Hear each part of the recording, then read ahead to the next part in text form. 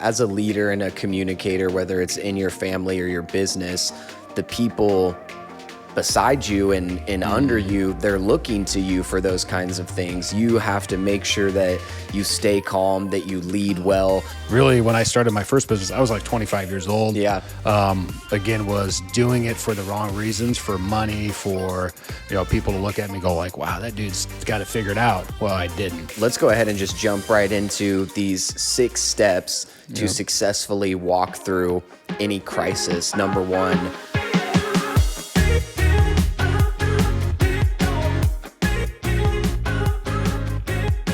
welcome back to the Traditions and Trends podcast, where we bridge generations with traditional expertise and trend insights. My name is Luke Relfs. I'm the marketing director here at Oracle Insurance. And as always, I got my man, Mr. Will, the What's up, CEO everybody?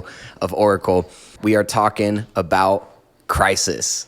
And everybody applauded and said, yeah, I'm so excited about awesome. it.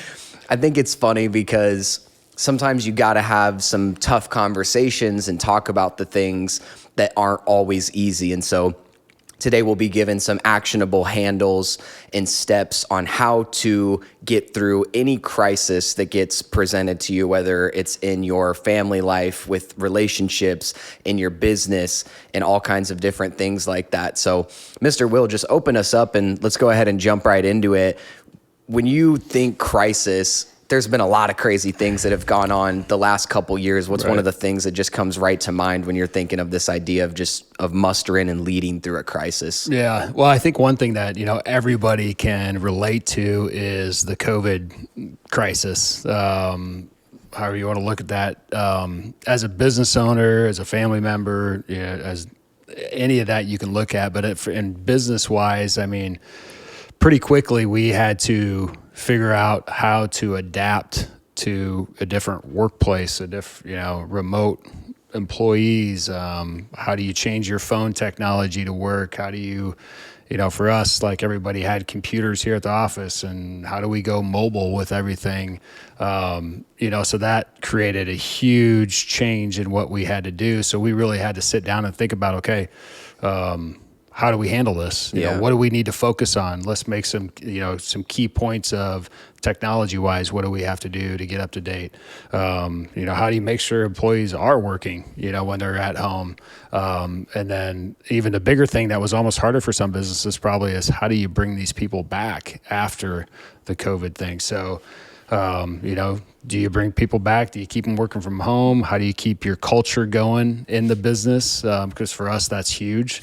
We're a tight team here, and culture is a big deal. But how do you do that when everybody's remote? So going into the COVID thing, we really had to look at some things and say, okay, how do we address this, and how do we get through it? And I think there's the trick too, is let's not look short term, but long term wise, because this will probably happen again, right? Of some sort, to where things may shut down again. So just being prepared for it for the next time. Thank you so much for checking out the podcast. It means the absolute world to us. I just wanted to take a quick second to shout out our sponsor of this podcast, Oracle Insurance. As many of you may know, everything is more expensive these days. Our food, gas, groceries, really everything, but it doesn't have to be that way. What Oracle does is they go to market and they find the best A-rated carriers for your exact needs. We truly work for you and not for the carrier. So we want to help you find the best option, whether it's life insurance, home insurance, auto insurance, or anything like that. You need to check this out and see if it makes sense for you. Go ahead and call the number on the screen or check out the website in the description. Again, thanks for tuning into the podcast. Now back to it. What do you think is the difference between navigating crisis in your business or your family or relationships, maybe something outside of your professional life? Here in a moment, we'll talk through some actionable steps on ways to keep cool, to look for the correct solutions, and a couple of other things. But what do you think is the difference? Are there some similarities in how people should go about dealing with crises in their professional life or their business versus their family or relationships? Yeah, there's probably some definitely similarities between it. I think one thing for me, a big thing is, first of all, once a crisis comes, it's like, man, take a breath, just control your heart, because I can get amped up pretty quick. I can think the worst thing pretty quick. So, for me, a man of faith too, like I go to prayer, ask God what he's trying to show me through this, and ask him to show me a solution out of this and just keep me calm, give me peace throughout the process. So that's a big thing. Another thing is like going through these things. I think I always say, like in every crisis, there's an opportunity to learn and to grow.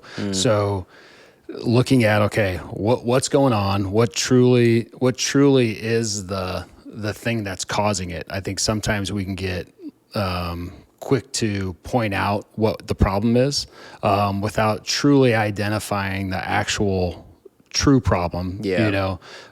So like think of your house burnt down. It's easy to just say, okay, well, let's just rebuild the house, get it back together so it's livable. But you may not investigate what actually caused the fire. It's going to burn down again. So really, through my years of business and family as well, I think, you can use that in relationships of, being married.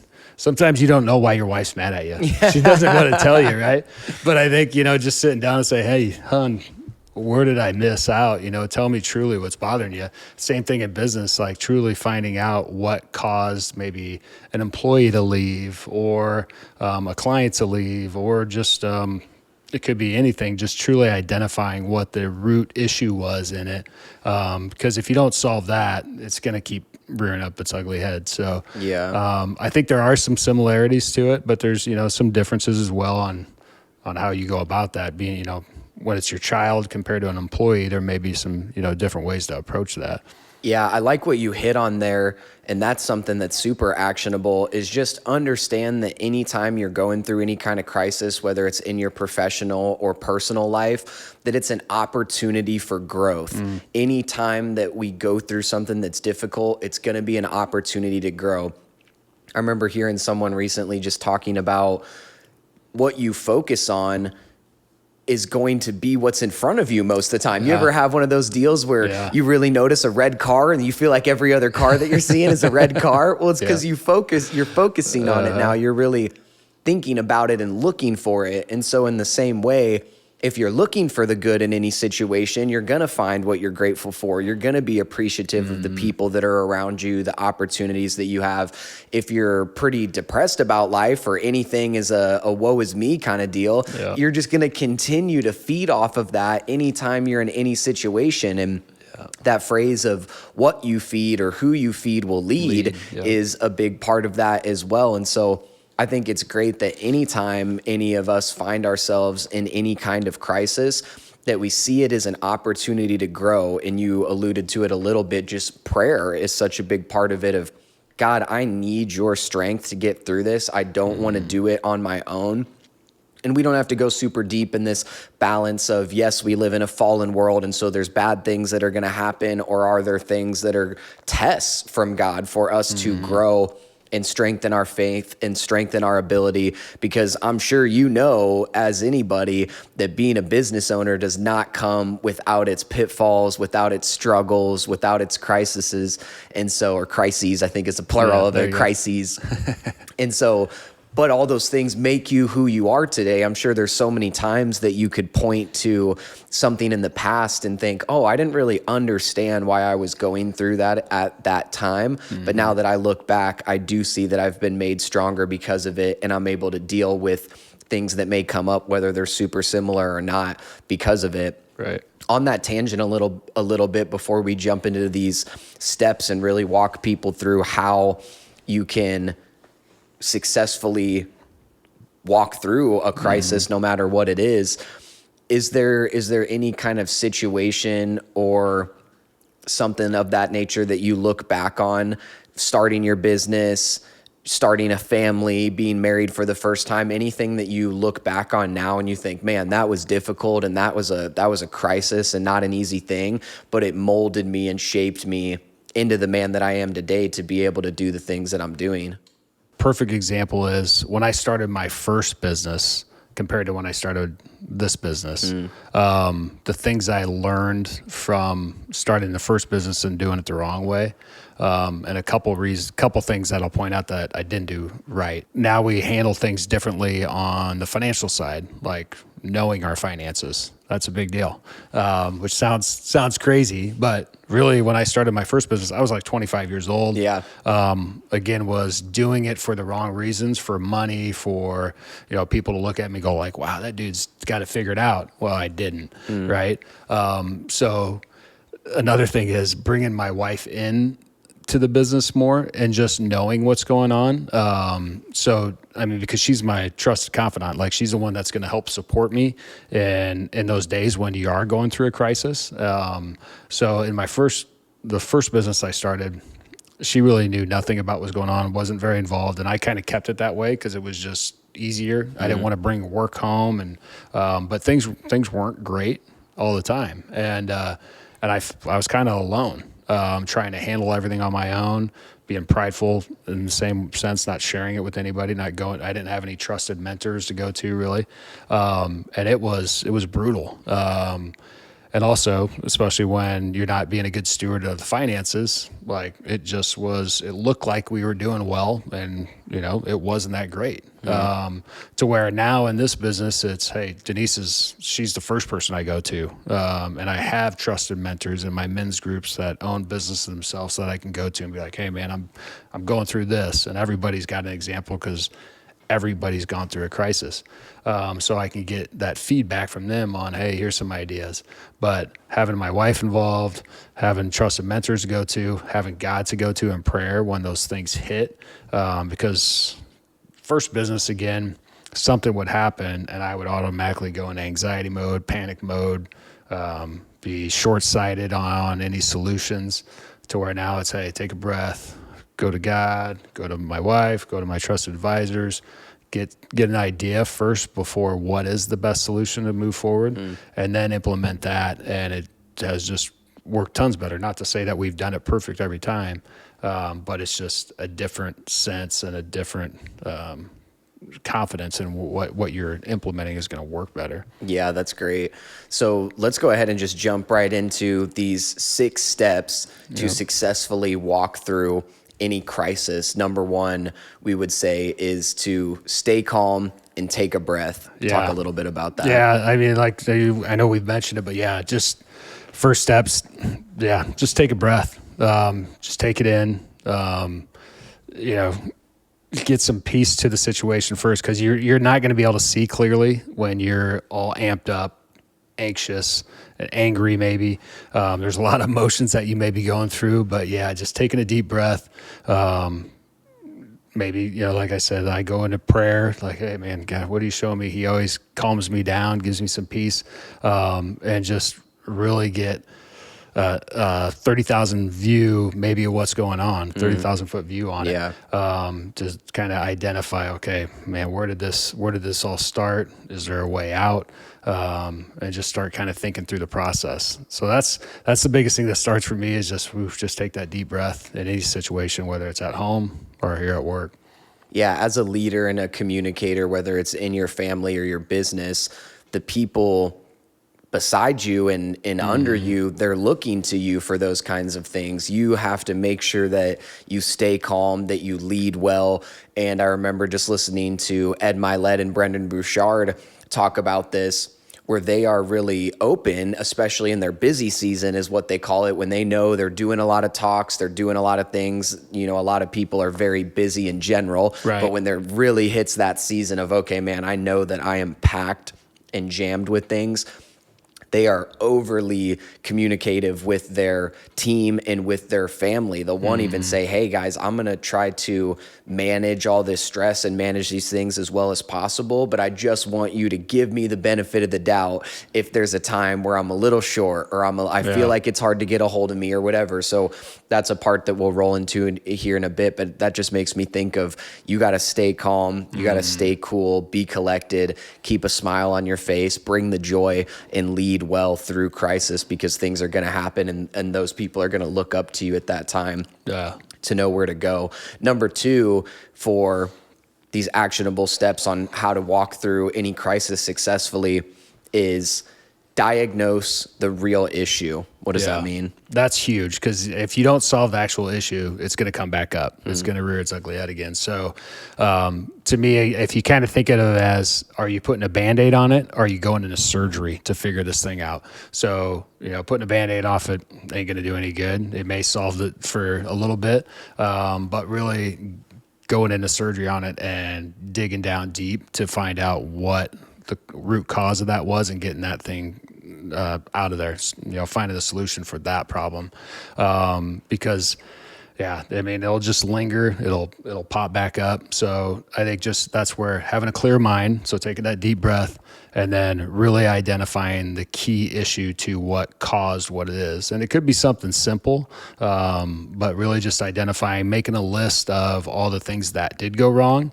And then if you start looking at those things, you'll identify like, okay, that was caused by this. This was caused by that also. And you'll start identifying that key, whether it's an employee, whether it's a process, whatever it may be, it'll pop up. So you'll be able to figure it out. That's good. That makes me think about not long ago, my wife and I are pretty key in leading our young adult ministry at the church. And one of the last young adult gatherings that we had on a Sunday night, it was great, but there were definitely some things where we had to look back and say, okay, these are some things we need to improve on.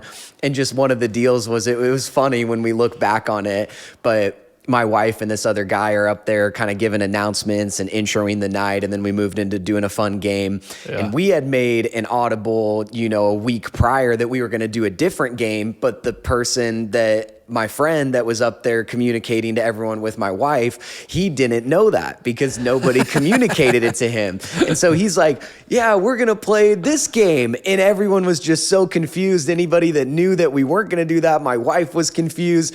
He's all psyched up about it because he's like, yeah, we're going to do this. And they're like, and Luke's going to lead it. I'm like, no, we were going to do something different. So it was this whole debacle. Like looking back, it's not like it was that big of a deal. But when you get to the root issue of things and you don't just say, well, that guy didn't know what he was doing and whatever, get to the root of it. There was a communication error there. Right. Myself and some other people didn't get with everybody. I was running around grabbing pizza beforehand and all this stuff. But you got to make sure you get to the root of it, because for us in that situation, there was a lack of communication and clarity, which is so huge for a marriage, for a business, for a partnership, for anything, is clarity and communication. And so that's a perfect example of getting to the root issue of it. It wasn't his fault. It wasn't something else. It was just, hey, we need to make sure that we communicate and we're overly clear on what the flow is, what we're doing, what we're saying when we're up on stage or in front of people doing things like that and communicating. So perfect example is just diagnosing the root problem, because then sparks can fly when you don't really address what the root issue is and then figure out how to solve that. That's an easy one that you can take care of and just say, okay, we know for next time, let's over communicate. Let's make sure everyone understands the flow of tonight and things like that. This third step is having some confidence and consulting with your support system. Yeah, I mean, this is huge because you can't do this thing alone, right? Whether it's business or raising a family. And, on the family side of things, God created man and woman to become one, because we can't do it on our own. I mean, we have our gifts, girls have their gifts. If it was just guys, it would be a train wreck. So that's why we need women there. So really using especially your wife as a support. I mean, she's there to support you. She wants to support you. So just letting her in when those crises are hitting. But then also being, we always say at our church, being surrounded, right? Being surrounded by people who have your best interests that you can go to no matter what the issue is, whether it's a personal issue or a business issue, that you can just be openly honest with them and say, man, here's what's going on. And they're going to give you feedback that's the best thing for you, with a good heart. That can be a game changer. But then you also have to look at, working genius is a big thing for me. We all have different gifts on how we work well. So I mean, the team members of going to your trusted team members that they may have a gift in this situation that you're going through, that if it's a business situation that they could step in and fill a void that you're not good at. So I have certain gifts of where I'm good at working, but that's not always the right answer. So, with your spouse, with your trusted mentors that you're surrounded with, and the team members that you have on your team, because they have a vested interest if it's a business issue of it becoming better, and if they're part of that solution, they're going to have more buy into it once you do implement it. So, and they may see things that you don't see in your business. So, really, just being open, humble, and just coming out and say, hey, I need your guys' support. I'm going to be there to support you. So let's figure this thing out together. And that's what I've learned has been trying to do it on my own. Trying to be the answer for everything is never good, but having that trusted confidence around me to help me through this thing has been a game changer. Yeah, that's super key. I think it's great to have people you can go to because you're going to get good advice from other people that have walked through things. We talked about it already, but just that idea that once you do go through some different crises, you can take the things that you learned and apply them for next time. And so it's great to get input from other people as well.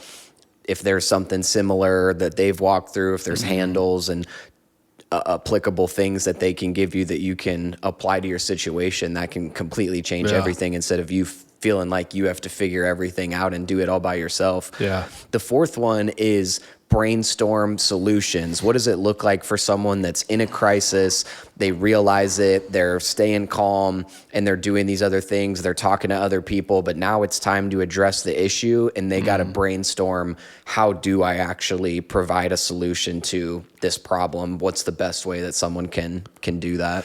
Yeah. So, I mean, if you're bringing in team members to help figure out a solution, or, if you're doing it on your own, if you have, some other people that you're just consulting with on that, if it's a family situation and, who you're bringing in from your family to try to figure out whatever the issue may be. I think the biggest thing is to really identify some solutions that are possibilities, and then breaking down those. If you have 2 to 3 options, really breaking down those options and then looking, okay, short term, is this a good short-term fix? Is it attainable? Do we have the proper support? Do we have the right staffing? And then looking long-term, like, hey, is there any long-term downside to what we're going to do? And is this a long-term fix? If we put all this time into implementing this, are we going to want to change it in 2 months? And the perfect example is, I know I always talk about working genius, but I'm a wonder and invention person. So I'm always trying to create a new invention to solve an issue, and I'm always wondering about new stuff to do. So my team has had to reel me back, and I go to them first, like, hey guys, is this dumb? Because they know, like, over the years, I have created solutions to issues like that and like that, but I don't follow through with it because that's not one of my things. So I'm always creating new solutions or new processes, but I don't really think them through very quick. So that's where having the proper team members, or, if it's at home, your spouse, or even bringing your kids in, to help really think through, okay, what are some solutions? Let's figure out what the best solution is. Let's look at all the downside and all the upside and really narrow down to what that solution is. And I think as you're working with a team, again, that's where team members like being involved in that stuff and they have more buy-in. Pastor Todd at our church is great about bringing people in to help figure out solutions on stuff. That way they have ownership in it. And you're also, you're delegating to elevate more people. Yeah. So that's what we want to do in business too. Yeah, that's a great point. I do think Love has done a great job of that. I've seen people totally flourish in their roles when someone delegates something to them and gives them some people to lead when it's the right time and puts things on them. You'd be surprised at in the best way how prideful someone can be, and hey, I want to do a great job. Right. I want to take care of this. I want to steward this position well and these people that I'm leading well. And so that's really big, is potentially having some people to delegate things to. I love what we did even a month or two ago at the top of the year is we just got on paper. We literally put up, whiteboard paper, whatever, and just plastered it all up in our conference room right over there and started writing things down of, hey, what are some issues we can fix? What are some things? We started grouping them together of, hey, are these things that we're seeing issues with, to our point earlier, actually a root of this cause or this other issue? So even just something as simple as getting together with people and writing out the potential solutions and talking through them. And then also I love that idea of the Band-Aid versus surgery. Is this something that needs a quick fix to continue moving on? Or is it something that an entire system's going to need to get reworked? An entire system's going to need to be drafted up in the first place because it isn't systematized yet and people can't actionably follow whatever it is that they're supposed to do for the solution to play into hand. So that's some good stuff right there for sure, is do whatever you got to do to just even write the solutions out and chat about them with people and go from there. Yep. And I think you brought up a point, like with technologies or new solutions. I think that's one of the crazy things about today's world is, like, since 2007 when the iPhone came out, technology has changed so fast that it's hard. And I think that's why you have to have more consultants and more, like, that's why we do this. You're young, you had different ideas, because technology has changed so much that there probably are a lot of solutions for a lot of the common issues that businesses face, but it's just trying to keep up with that stuff is hard. So that's where, having people to go to be like, hey, here's a problem. Somebody may be like, oh man, I saw this app, man, it'll take care of that. Okay, great. Well, I wouldn't know that at almost pushing 50, I don't follow that stuff. So, I mean, that's where too, like it's created a different wrinkle in it of, everything changes so quickly now. It's just different. Yeah, that's great. I'd say number 5 here is clear communication all the way around. Kind of like I talked about in that story of Young Adult Night, is just clear communication and clarity. Talk a little bit about how important that is when you're walking through any kind of crisis. Yeah, when you're going through a crisis, and, especially in the leadership side of having, a calmness to you, and then really casting that vision and communication of what the solution is once you do find the proper solution to it. That way people can see, okay, why are we doing this change? Why are we making changes to solve this issue? And then also, okay, what's the roadmap to it? What's the plan? What's the game plan? And casting that vision off to people on why and where you're going with it, I think just helps, everybody know, okay, it's nice to have a map when you never jump in the car and just start driving straight, right? Yep. You're like, you have an idea where you're going. So really communicating that to people, and whether it's at home too, communication is key. Like I mentioned earlier, like my first business, I didn't communicate well with my wife. That didn't go well. This business, she's fully involved. I'm going home. She probably sometimes is like, hey, I don't want to hear anymore about it. But I think, you never hear too much that people over communicate. It's usually the opposite, right? Yeah. So, communication, that's why, you're such a good communicator. You could just words just flow out of your. Thank you. So yeah, it's just like, just having those, and sometimes having crucial conversations are part of communication too. So, man, well, that's good. I'd say this is probably one of the shortest and sweetest podcasts that we've done so far. And again, the way that we're rolling this out, so I don't feel weird about talking about it, but we're going to be having a bunch of guests on soon. Yeah. We've talked about that. As we roll this podcast out, it's going to go one by one of an episode with just you and I, and then a guest. But right now we're in the process of just sitting down between the two of us and filming all of our episodes. So we haven't done guests yet. So up at this point, you guys have hopefully enjoyed some guests being on the podcast as this is being released. So we're excited for everybody to experience that. We're going to have some heavy hitters on here talking about business, faith, family, just getting to interview some people on their process of what they've done and all that stuff. So just to recap really quickly, everything that we talked about before we are good to go here is anytime you're finding yourself in a crisis, and again, if this isn't the place you're in right now, put this in your back pocket because at some point something's going to go down and you're going to want to remember these steps to successfully walk through any crisis that comes your way. We had stay calm and take a breath. Make sure that you're leading well no matter what is going on, that you're bringing the joy and you're doing it well.